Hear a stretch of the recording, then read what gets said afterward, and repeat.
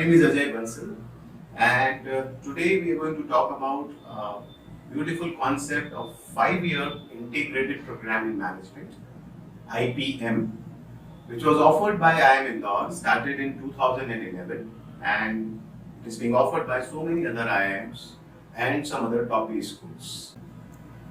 IPM is a very unique concept. The way it is being introduced by IIM Indore.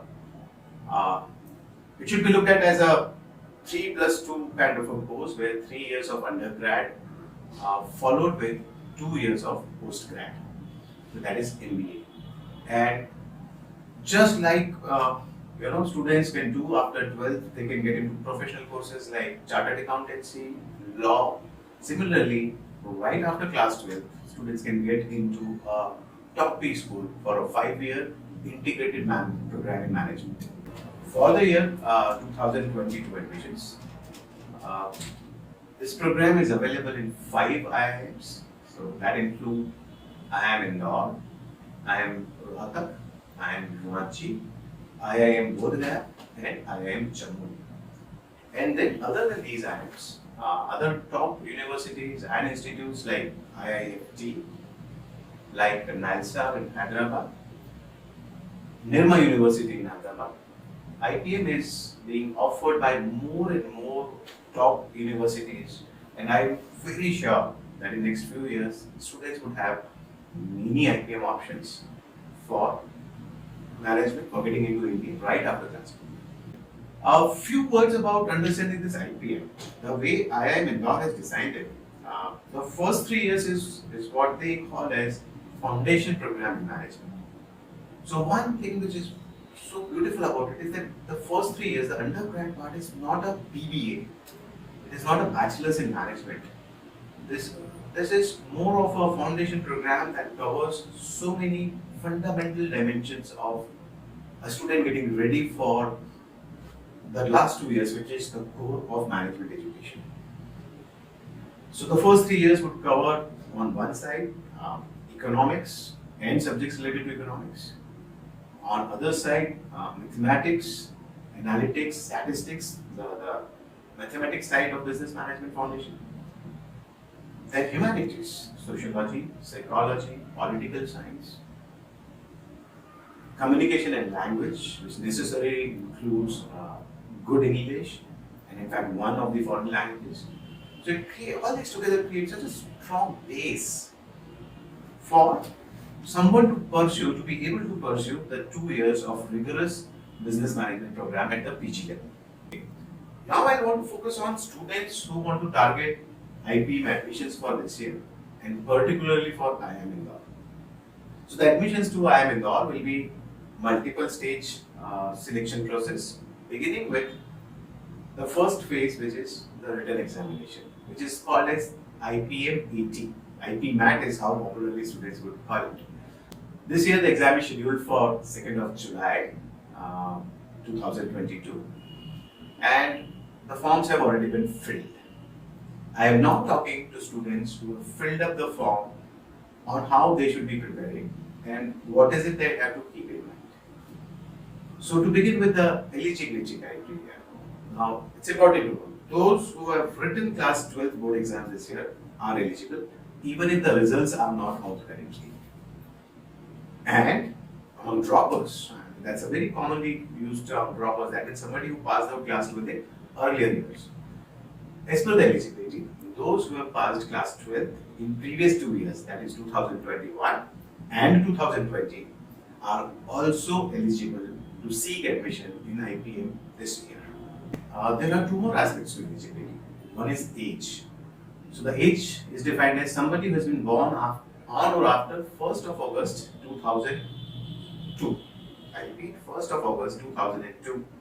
Somebody who has been born after this date is eligible. That means students older than this date of birth are not eligible. And this eligibility criteria that I am talking of relate with general category. There are relaxations for the reserved categories available, which can be seen in the admission notification of IIM Indore website. The last aspect of eligibility is a percentage of marks secured in class 10, because students, majority of them who are targeting belong to class 12, are writing board exams. So the 10th class marks will be seen, and minimum first division, which is 60%, is what is required to be eligible for seeking admission in IPM this year. This year's exam, the IPMAT exam, will be conducted in 34 cities. It's going to be a 2-hour exam. I'm going to talk a little more about it. It's a CBT, computer-based test. So this year's IPM, the targeted seats, the sanction intake is 150 seats, and the exam will be conducted in 34 cities in CBT mode. The pattern for the written exam is a 2-hour test. I repeat, this is going to be a 2-hour test, CBT, to be written in centers that will be allocated in 34 cities of the country. Important point to note, IPMAT is shifting back to its pre-COVID format, which is a 120-minute test. Last 2 years, 20 and 21, due to COVID, changes were done in the format, and it was just a 90-minute test. But this year they are shifting back to a 120-minute format. Now, what will be asked? So there are 3 sections. The test will have 3 sections. Each of these would be 40 minutes. Please listen to this carefully. 40 minutes, time bound, 3 sections. First section is quantitative ability, that is QA, short answer time.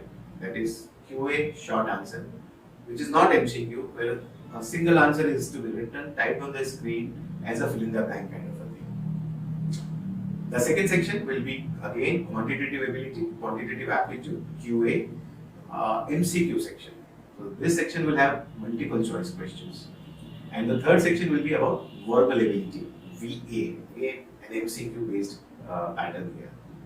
We will see now the breakup of each of this and the importance of preparation to be targeted, to be designed in a manner that will maximize our performance. The first section, QA MCQ type. QA quantitative ability, multiple choice questions. 60 questions to be attempted in 40 minutes across quantitative ability areas. These 60 questions, because these are MCQ, these would have negative marking as well. So +4 for a right answer and -1 for a wrong answer. So there is negative marking, 1/4 negative marking. Now about the questions in this first section. One thing to be remembered about IPMAT for Indore is, based on patterns as seen in last few years, the degree of difficulty of certain questions is going to be higher than students who prepare for most other exams after 12th. So what is recommended is that if you prepare for quantitative ability, largely around all topics that one studies till class 10 and few topics of higher maths, but even the topics from earlier years of schooling like arithmetic, algebra, geometry, do focus on practicing the difficult type of questions. The degree of difficulty is going to be higher, and hence the focus has to be right balance of accuracy and attempts, because the degree of difficulty is not very easy. The focus cannot be squarely on speed and hence maximizing attempts. Right? It has to be that right balance of speed and accuracy, and in terms of practice, sufficient, well-guided practice of difficult questions as well. Okay, now we talk of the second section, which is QA short answer. Now this is a very unique section, normally not seen in any other exam. 40 minutes, just 20 questions, which will have a single digit answer to be typed in the computer screen. Now these questions, the way I have seen the pattern over the years, are going to be slightly tough. But these create a very good opportunity to create a score which gives you a jump ahead of others in the total score. I'll talk a little more about it a little later. Again, these are short answer questions, 20 questions to be attempted in 40 minutes without negative marking, because this is not MCQ, there is no negative marking in this section. So you get +4 marks for the right answer and 0 for wrong answer or not attempted questions. The third section is verbal ability. 40 questions, 40 minutes MCQ, so you get +4 for a right answer and -1 for a wrong answer. The spirit of this section is very important to understand. The larger focus of this section is on comprehension abilities, and hence reading comprehension and question variety, which reflects a candidate's command on ability to understand good English, is very important, and that is what is getting listed here. 40 questions, 40 minutes MCQ. That's section 3, verbal ability. Now let's understand the big picture of preparing, because there are some tactical aspects to be understood now. While if you notice, quant 2 sections, verbal just 1 section.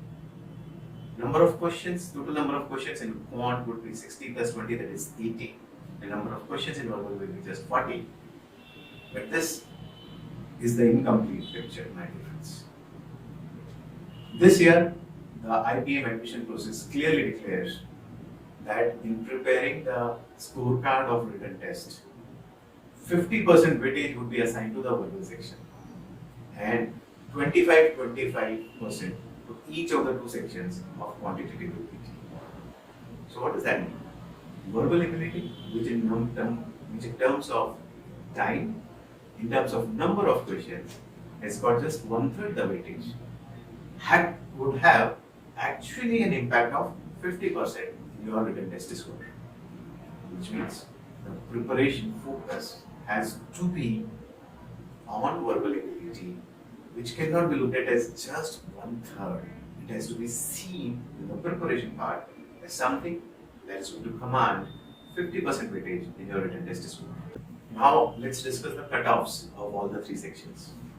I am not going into cutoffs of last 2 years, which were the reduced time period based exam. So let us go back to 2019, which should be a good representative of the cutoffs. The cutoff for MCQ quant section was around 40. Now what does that mean? Students attempting 10 correct questions in 40 minutes out of 60 odd questions stand a chance to clear the cutoff. Section 2 cutoff was very low, around 16 out of 20 questions, so 16 marks, which means 4 correct answers out of 20 questions that you get to attempt in 40 minutes. And verbal ability cutoff has been traditionally the highest. In 2019, it was around 100 marks, which means 25 correct answers out of 40 questions, plus compensating for negative marking if some of your attempts go wrong. But then this is just the incomplete picture, because these are individual section cutoff. Overall cutoff could be well above in the range of 200 or 200 plus, which means to be able to shortlist it for the second stage, which is interview, one needs to clear the 3 individual cutoffs and the overall cutoff. And for clearing that overall cutoff, a student has to maximize scores in at least 2 out of the 3 sections. And this is where another trick needs to be understood. See, the cutoff for verbal is very high, close to 100. And I am saying all this on the basis of 2019 experience. So, after one clears cutoff in verbal, which is 100 marks, the ability to take a lead from other competitors and maximizing the overall score, verbal doesn't offer you a lot of opportunity. It does, but then it's not a big opportunity to take a lead in terms of overall score. Where is that lead possible? Now that lead is possible maximum in quant short answer and quant MCQ. See, quant short answer 40 minutes, 20 questions, and cutoff required only 4 questions to be correct. Imagine somebody who gets 10 or 12 questions right. And that person suddenly not only clears the cutoff, but also creates a lead, a backup coverage of around 30 to 40 marks, which adds to the total marks and puts the candidate ahead of many others in overall score for the written test. Similarly, the first section, the quant MCQ, where the cutoff was equivalent to around 10 correct questions mark. 40 minutes MCQ questions, 60 opportunities because there are 60 questions. A candidate with good practice on how to attempt questions in a mock test. So a candidate with enough practice of mock tests with strategies in mind should be able to attempt 20 plus questions in this and create a lead over the others. So, weightage mein, it's about verbal, which is going to offer us the lead, offer us an opportunity because of the 50% weightage assigned to it. And in terms of taking lead in the overall net score, this is quant, which has the highest potential of contributing to your overall net score. Keep that in mind when you prepare. Keep that in mind when you practice mock tests.